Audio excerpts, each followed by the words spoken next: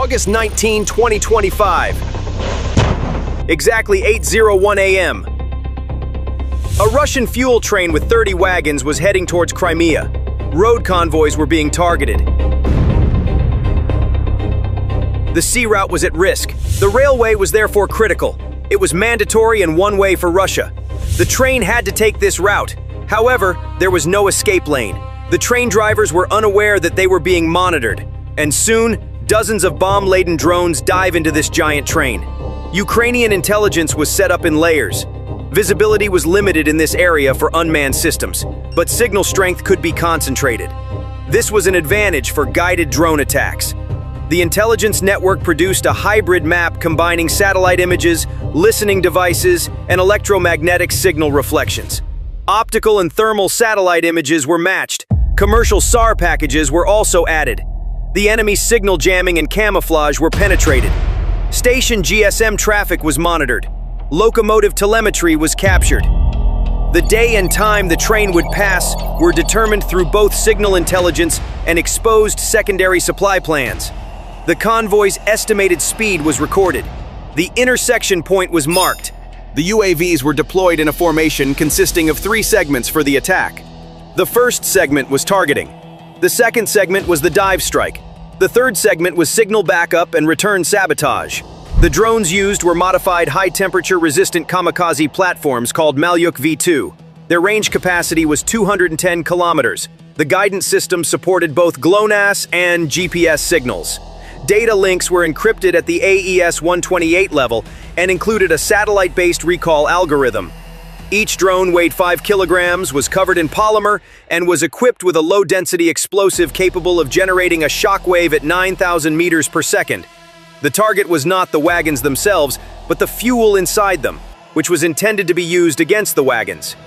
Ukraine classified such attacks as self-igniting targets. In other words, the drone only initiated the ignition, while the destructive energy was provided by the target's own materials. Therefore, the attack was designed not as a munitions battle, but as a chain of destruction triggered by fuel. The timing of the attack was determined based on the daily train traffic density on the line. On the morning of August 19th, there were only 2 scheduled crossings on this line.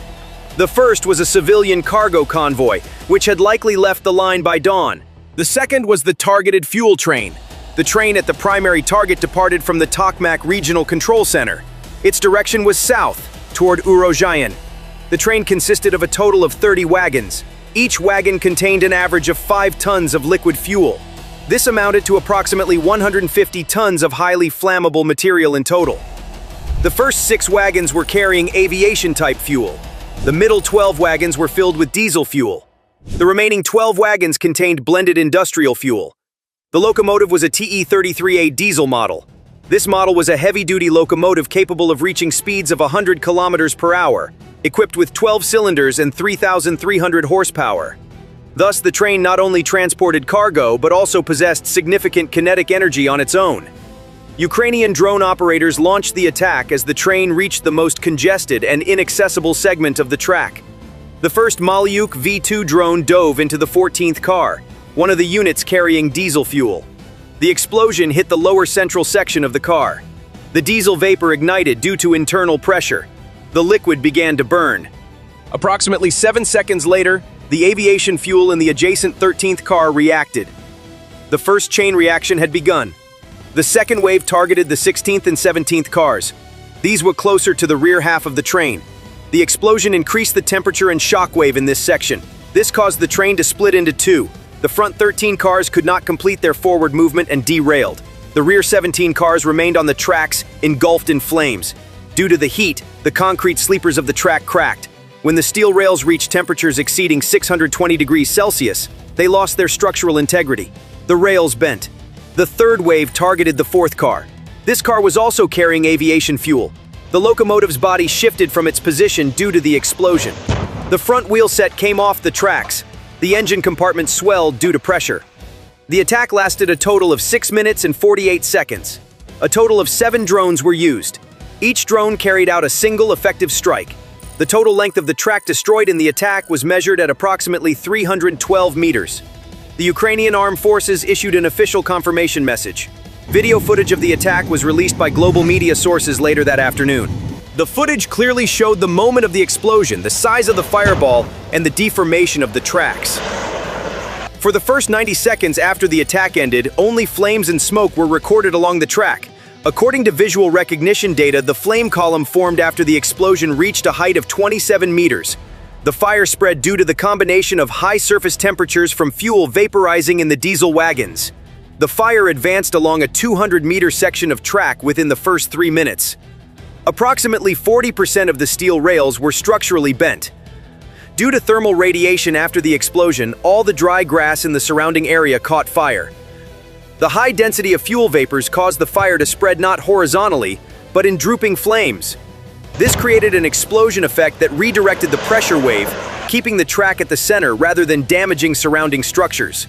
It was noted that unmanned aerial vehicles continued to record data after the attack. The Malyuk V-2 drones were programmed not only for the strike, but also for post-explosion analysis. Each drone was equipped with a low-resolution thermal camera in its nose section. These cameras transmitted the thermal map of the explosion to the operator center. This data was used to determine whether wagons that had not been reached by the explosion should be targeted again. However, a second wave of attacks was not planned for the operation. Therefore, after transmitting their post-impact data, all drones initiated their self-destruction protocol. RF communication intensity in the area increased during the attack. When comparing the communication patterns of Russian systems before and after the attack, it was determined that there was a complete communication blackout during the first 10 minutes of the incident. The first contact between the units responsible for protecting the train and the logistics command in Tokmak was established 12 minutes after the explosion. During this time, no data flow was possible between the scene of the incident and the central command. The main reason for this was the disruption caused by the drones in the electromagnetic bandwidth. The attack was not only physical destruction, but also meant the collapse of information flow. It took approximately half an hour for firefighting teams to arrive at the scene. The first 2 fire trucks dispatched from the Tokmak Regional Center could not approach within 1 kilometer due to the high temperature. Access to the high-temperature zone was only possible using military fire control vehicles. These vehicles reached the scene only an hour later.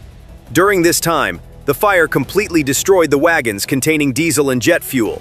The fire lasted for 2 hours and 46 minutes. It then began to gradually subside. During this time, 6 secondary fires were recorded at 6 different points in the local area. These fires were not caused by drone strikes, but developed due to flying, flammable debris. The first images from the scene clearly showed that the rails had been bent into a U-shape. The tensile strength of the rail steel was between 540 and 620 MPe. However, at temperatures above 750 degrees Celsius, this strength decreases by up to 40%. Analyses revealed that this threshold had been exceeded on the rail surface. This meant that the track had to be completely replaced. At least a 400-meter section of the track became inoperable. Since the rail infrastructure was damaged, replacing the superstructure alone was insufficient.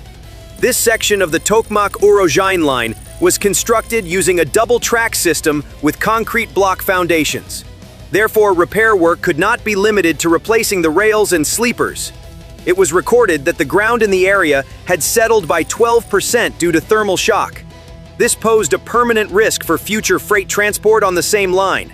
Additionally, most of the signaling cables in the area had melted due to the fire. At least 4 days of engineering work were required to reinstall the railway communication signals. It might have been necessary to wait even longer. During this process, the Russian military's railway supply line to Crimea was completely suspended. Only civilian-class low-volume road transport could be switched to. However, this method could only meet 17% of the daily supply volume. This led to a serious supply crisis for Russian troops at the front, including armored vehicles, artillery batteries, and units in need of fuel. 12 hours after the attack, the Russian military administration convened an emergency meeting. Initial assessments suggested that the attack was an act of local sabotage. However, satellite images and social media videos leaked within hours revealed that it was a direct drone attack. Additionally, the precision of the explosion sites indicated that the attack was carried out not from within, but through high-precision remote guidance. The railway line was completely shut down after the attack. The Tokmak-Urozhain line was the only railway channel connecting Crimea to the mainland. An average of 4 logistics trains were scheduled to pass through this line daily. Each train carried an average of 900 tons of cargo. This amounted to a total daily supply volume of approximately 3,600 tons. When this line was closed, 7 logistics centers directly in Crimea and on the southern front were affected. These centers relied on this line for the supply of ammunition, fuel, and water. Alternative transportation methods were both insufficient and posed security risks. Road transportation was not suitable for armored vehicles. Sea transportation had been halted due to Ukraine's Sea Baby-class surface drone attacks. As a result, the Russian military faced a serious supply bottleneck in the rear for at least 72 hours. This disruption directly impacted the flow of fuel and ammunition for artillery systems. Additionally, planned shipments of tanks and ZTR-type armored vehicles were postponed. According to field reports, some battalions canceled their movement plans on August 20 due to the attack. This situation significantly slowed down the operational rhythm at the front. The total amount of fuel carried by the destroyed train was estimated to be approximately 150 tons. This is estimated to be equivalent to the operational fuel requirement of a mechanized division for 3 to 5 days.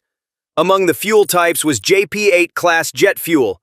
This was being transported for use at forward airfields behind the front lines by Russian air forces.